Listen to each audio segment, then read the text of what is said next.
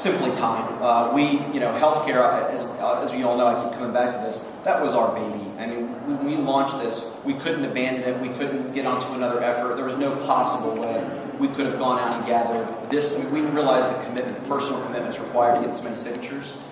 There's no way we could have done both. I mean, absolutely no way. So when we started discussing this at the end of 2010, the process in our heads was, we want to secure healthcare freedom first, and next we'd like to secure workplace freedom. I hope to be speaking with you within another couple of years about a couple other things that we'd like to secure with regards to freedom for Ohioans. But this is number two in hopefully a very, very long process for securing public policy that's consistent with our belief systems. Mr. Williams referred to this a little bit, but I guess the facts remain. On Tuesday, a collective bargaining bill was on the ballot. It was defeated 61 to 39. The side that pushed for repeal raised $30 million. How can you put this forward and say that polling is on your side when the same provisions that are in this that you've given to us were in Senate Bill 5 and was, soundly rejected by Republicans and Democrats? Yeah, there was, unfortunately, and I would argue that this was a mistake. There was not a single commercial, piece of literature, a bit of radio. It certainly wasn't a media narrative that talked about the idea of workplace freedom. Not a single time on either side. But what I think that, on the We Are Ohio side, so the victor side, they did make this about the idea of workers' rights. Well, guess what?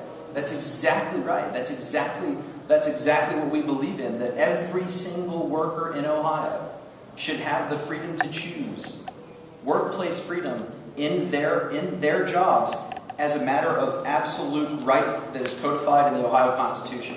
So I was on cloud nine thinking about, yes, we just won issue 3 and it was an incredible thing for us.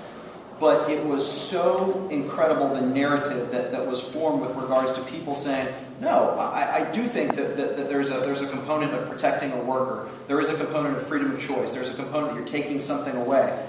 As Bryan just stated, we want to give something. We want to create workplace freedom for everyone.